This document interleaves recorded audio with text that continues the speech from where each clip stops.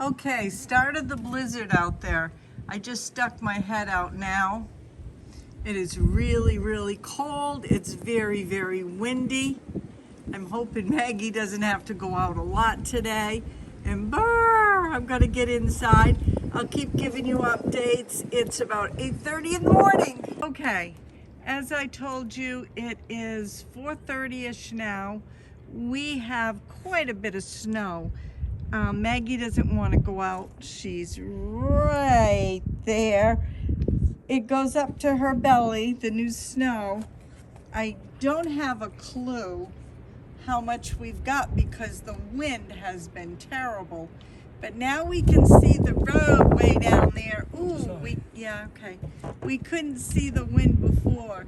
Ray is holding the door for me because of the wind and we don't want it to come back. Oops, Maggie, you want to go out?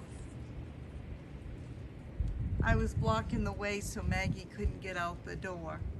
What you see right there was my horse run-in for my horses, my little barn, and the gardens down there. But look at this beautiful snow. Let it snow, let it snow. On January 29th, 2022, Ray's having a hard time holding the door, so I'm going to go.